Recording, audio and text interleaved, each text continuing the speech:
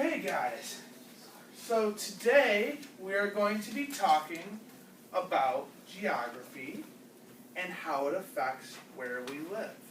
Now, I know in 6th grade you guys learned about river civilizations and how it might affect where we live, but today we're going to be talking about Native American settlement in North America and how it affects their culture. So that being said, what do we know about Native Americans? Do we have any ideas from things we've learned in the past, seen on TV, even something like, I don't know, a sports team name or a car name, something that relates to them? Yes, Nicole? Aren't Native Americans savages? Savages. They are often portrayed as savages. I don't necessarily agree with that. Let me just go back here. So we know that there are stereotypes of Native Americans from movies, and we know that they're often portrayed as the bad guys. And we also know that's not true. Can anybody think of any examples of a Native American not being portrayed as a savage? What are some examples in movies that we've seen? Yes, Will? Maybe not a movie, but Tecumseh. Tecumseh was a war chief, so I don't think he would necessarily be portrayed as a good guy. But that's a good name to bring out there. Yes, Caitlin? Pocahontas, perfect. So we know from the Disney movie Pocahontas that Native Americans are also viewed as being good guys, helpful, saving people like John Smith, who might not necessarily deserve it, as we know from history. Do we know anything else about Native Americans before we move on? They lived in longhouses. Good, John. They did live in longhouses. Does anybody know where they got longhouse materials from? Trees. Trees. Now, there's an interesting story about trees and how they've gathered their bark for the longhouses, where they can only get them a couple times a year. And if you tried to get them in the winter, the bark would crumble apart. But if you got it in the springtime, it would come out in these big, long strips, which would be good for what? Siding. Beautiful, John. So, now that we know a little bit about Native Americans from our background knowledge, what do we want to know about them? Does anybody have any questions they want to raise about Native Americans? Do they need a passport when they cross the border? That is a good question. As it stands right now, First Nation people of Canada and majority of the Haudenosaunee that live in New York, such as the Mohawk, do not need a passport to travel in between Canada and the United States because there are reservations on either side of the border. So they can just travel freely because they don't necessarily believe that they are belonging to one land or the other. They believe that they belong to the earth. So, no, that's a good question. Any other questions? Caitlin? Where are they now? Where are they now? There are still Native Americans around today. I actually come from a town called West Seneca, which is founded by the Native Americans, and we live within 20 minutes or so of 2 reservations, the one in Niagara Falls, the Tuscarora Reservation, and the Seneca Cattaraugus Reservation down in Silver Creek. So what's a reservation? It is where Native Americans were sent by the government to live after they were removed from their lands over time. Do all the Native Americans live in reservations? Not all of them, but many of them do. They can live wherever they please. It's just when they live in Native Americans, they remain sovereign. Does anybody know what that means? In power? That's not a bad answer. It's not necessarily in power, but they have a sense of their own identity and freedom. Okay? So let's move to our PowerPoint. If you will, there is a note packet with you.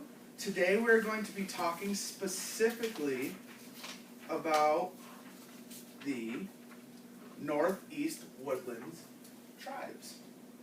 So, if you wouldn't mind, following along with the notes, there are blanks on your page. The blanks will be filled out by anything in bold and anything underlined. They're both bold and underlined.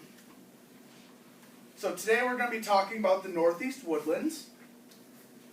It's located This region is located in the northwestern and midwestern United States and southeastern Canada. It extends from Quebec and Ontario, way up here, all the way down the Chesapeake to Virginia, and all the way over to Minnesota. So it covers a great span of land. Does anybody know where we live? If we were talking about us being in this northeast woodlands, where would we fit in? Inside the red. Beautiful. You also have a map, and on the map, if you wouldn't mind finding the northeast woodlands and labeling it.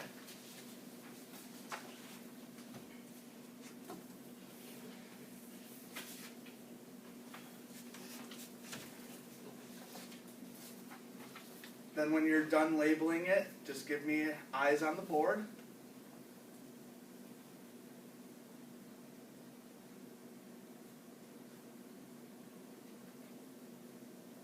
Well, you all set, buddy? Yeah, I'm good. So here's a list of tribes. On your note packet, there's also a list of tribes. So just follow along for a minute as we list where they live. Tom, if you wouldn't mind reading from the board. Abenaki of Maine. Okay. So where would they live? To the top, to the right. Your left. Beautiful. Then we have the Algonquian speaking groups that live from Canada all the way down to Virginia. And then we have our local tribes. We have the Haudenosaunee people of New York.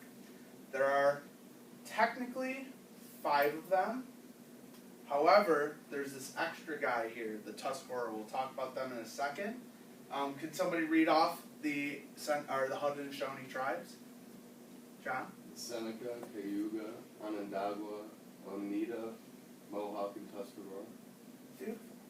The Tuscarora are a little different than the rest. Traditionally, the Scooms, the Seneca, Cayuga, Onondaga, Oneida, and Mohawk, settled in New York State. However, the Tuscarora are from down where North Carolina is. Does anybody know why they might have moved? John? Was it about the reservations? No, they actually moved before the Europeans came to North America. All of these tribes down here, the Powhatans of Virginia, and some of these other Iroquoian-speaking peoples, kind of bullied the Tuscarora. And they kind of forced them to move all the way from Virginia and North Carolina to western New York. So we'll talk about a little bit more about that in a minute. There's also the Delaware of New York, Pennsylvania, and of course Delaware State.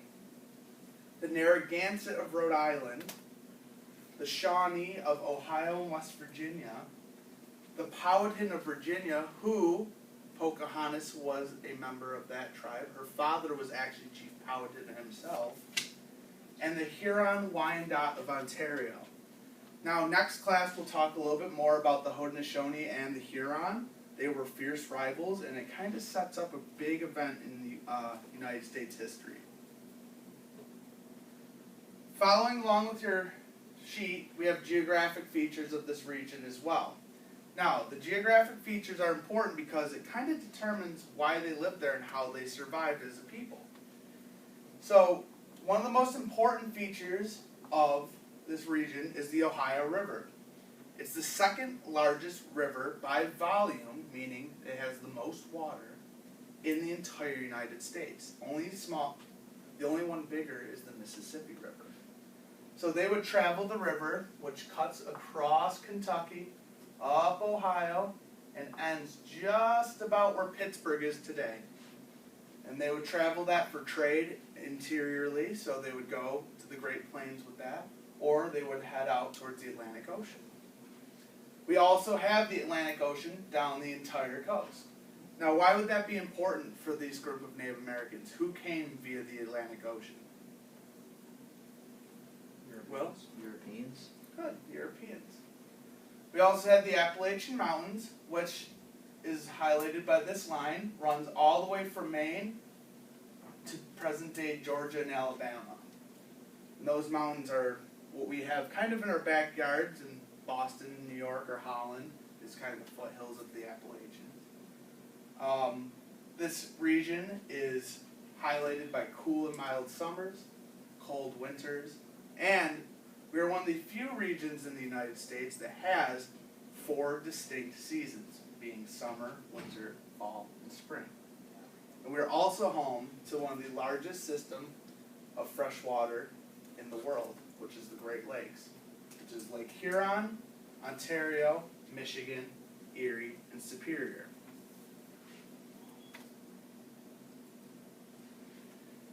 So the characteristics of Northeast Woodlands cultural area include the use of longhouses and wigwams for shelter, and wampum as a means of exchange. Native American groups in the Northeast generally lived in villages of a few hundred people, living close to their crops.